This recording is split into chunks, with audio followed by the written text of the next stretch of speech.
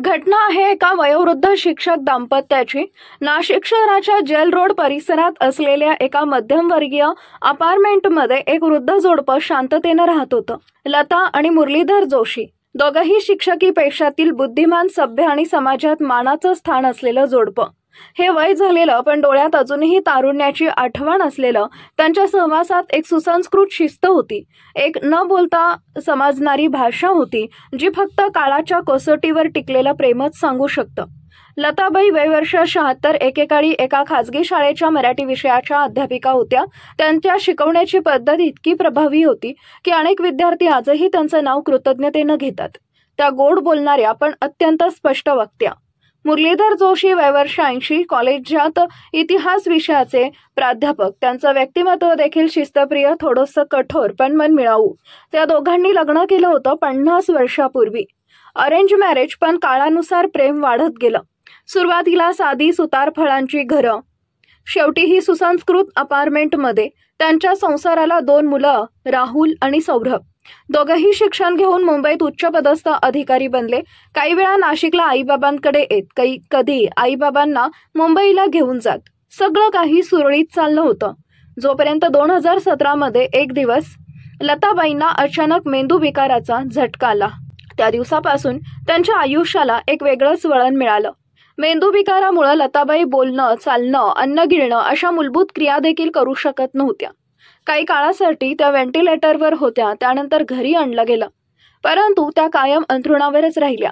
त्यांच्या चेहऱ्यावरचं हास्य हरवलं, डोळ्यातील तेज विझलं। आता त्या केवळ श्वास घेणाऱ्या शरीरात रूपांतरित झाल्या होत्या। मुरलीधर जोशी एक शिक्षक, विचारवंत आणि लेखकही, पण आता त्यांच्या आयुष्यातील प्रत्येक शब्द केवळ एका दुःखद शून्यातून हरवत बसला होता। ते दररोज सकाळी उठून लताबाईचं तोंड पुसत, औषध देत, केस विंचरत, त्यांच्याशी बोलत, पण उत्तर काहीच मिळायचं नाही। कधी केवळ डोळ्यातील पाण्याचा थेंब, कधी हलकीशी मान हलवणं। सुरुवातीला मुलं काही दिवसांनी यायची, पण नोकऱ्या, जबाबदाऱ्या आणि अंतर यामुळे भेटी कमी होत गेल्या। त्यामुळे मुरलीधर आणि लता या दोघांचं आयुष्य एका सीमित जागेतच अडकून पडलं। वृद्धापकाळात जेव्हा 2 माणसं एकमेकांसाठी असतात, तेव्हाच ती सोबत सर्वात अधिक मोलाची असते। आणि इथं त्यातील एक व्यक्ती केवळ एक श्वास घेणारं शरीर बनून राहिलं होतं। लताबाईंच्या देखभालीसाठी एक मोलकरीण ठेवण्यात आली होती। ती 24 तास घरीच राहत होती, पण कधीही, कुठेही एकटेपणानं थेट काळजाला पोखरायला सुरुवात केली। मुरलीधर जोशी आता फारसे कोणाशी बोलत नसत, ते स्वतःमध्येच हरवले होते। त्यांच्या डायरीतील शेवटच्या काही नोंदी आजही मन हेलावून टाकतात। लता आहे पण नाही सुद्धा। तिच्या नजरेत विचार असतात पण उत्तर नाही। तिचा चेहरा शांत आहे पण काळीज मात्र ओरडतंय। मी काय करू? माझं जगणं म्हणजे तिची सेवा, पण ही सेवा देखील आता शिक्षा वाटतेय, कारण तिला यातून काहीच मिळत नाही। एकदाच तिला मुक्त करावं का? हे विचार फक्त लिहायचे नसतात, ते जेव्हा एखाद्याचं पूर्ण आयुष्य व्यापून टाकतात, तेव्हा माणूस विचाराच्या पलीकडे जातो। त्या दिवशी बुधवार संध्याकाळची वेळ होती। मोलकरीण थोड्याच वेळासाठी बाहेर गेली होती। घरात केवळ मुरलीधर आणि लताबाई होते। शांतता पसरली होती, इतकी की भिंतींनाही काळजाचा ठोका ऐकू यावा। मुरलीधर जोशी शांतपणे उठले, कपाट उघडलं आणि एक साडी बाजूला ठेवली। लताबाईंना तो साडीचा रंग आवडायचा। कधी काळी त्यांच्या वाढदिवसाला त्यांनी तीच साडी नेसली होती, पण आज ती साडी एका वेगळ्याच हेतूसाठी बाहेर काढली गेली होती। मग त्यांनी लिहिलेलं चिठ्ठीचं पान उलगडलं। अक्षरात स्थैर्य होतं, पण शब्दांमध्ये गूढ वेदना आणि निर्णय स्पष्ट दिसत होता। लता, मी तुला मुक्त करत आहे। तुझं दुःख बघवत नाही, मी तुझ्यावर प्रेम करतो, अगदी पहिल्या दिवसापासून शेवटच्या श्वासापर्यंत। मी तुला यातून सोडवत आहे, मग मीही येतोय तुझ्यासोबत आपल्या आयुष्याच्या शेवटच्या प्रवासात। मग ते लताबाईच्या शेजारी बसले, त्यांच्या केसातून हात फिरवला, डोळ्यातून एक अश्रू टिपला। लताबाई उठून काही विचारतील असं त्यांना क्षणभर वाटलं, पण तसं काहीच झालं नाही।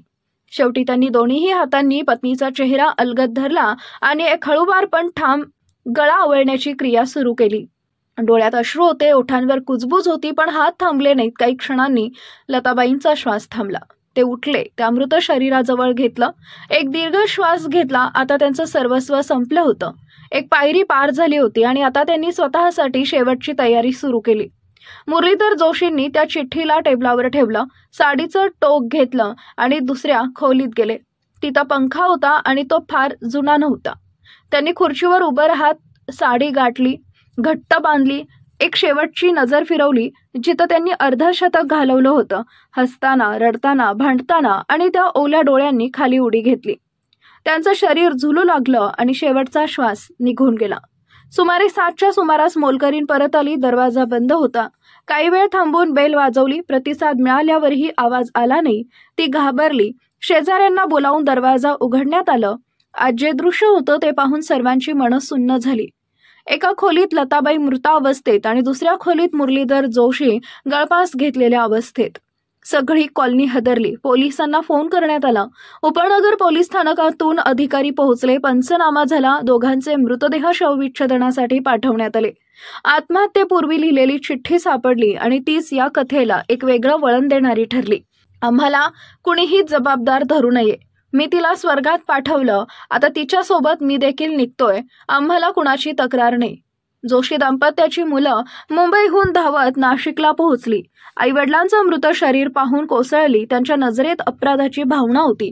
कदाचित आपण अजून थोडा वेळ दिला असता तर. शेजाऱ्यांनी सांगितलं, जोशी सर कायम शांत असायचे. पत्नीची सेवा करताना इतकं प्रेम दिसायचं की डोळे पाणवायचे. पण एकाकीपणा तो मोठा भस्मासूर आहे. संपूर्ण नाशिक शहरात एकच चर्चा होती. हा गुन्हा की त्याग? हे खून होतं की परमोच्च प्रेमाचं शेवटचं रूप? या घटनेतून आपण काय शिकावं? जोशी दाम्पत्याची गोष्ट केवळ एक गुन्हा म्हणून पाहणं हे त्यांच्या आयुष्याचा अपमान ठरेल. ही कथा आहे त्या अविरत प्रेमाची, त्या न संपणाऱ्या जबाबदाऱ्यांची आणि त्या एकाकीपणाच्या खोल खोल जखमांची, ज्या कोणत्याही वृद्ध दाम्पत्याला कधीही भोगाव्या लागू शकतात. आज आपल्या समाजाला या गोष्टीकडून शिकण्याची गरज आहे. वृद्ध माणसाचं आयुष्य त्यांच्या स्वतःच्या हातात असावं, हो, पण त्यांचं भावनिक आरोग्य, एकटेपणा, त्यांचा संवाद यांच्याकडे आपल्या सर्वांनी लक्ष दिलं पाहिजे. मुरलीधर आणि लता जोशी हे दोघेही एकमेकांवर प्रेम करणारे होते. इतकं प्रेम की मृत्यूही त्यांच्यातली साथ तोडू शकला नाही. कधी कधी मृत्यू म्हणजे अंत नसतो, तर एक सुस्पष्ट निवड असतो त्या व्यक्तीच्या अंतिम प्रेमासाठी, त्या जीवघेण्या एकाकीपणातून मुक्त होण्यासाठी. ही घटना ऐकून याविषयी आपल्याला काय वाटतं?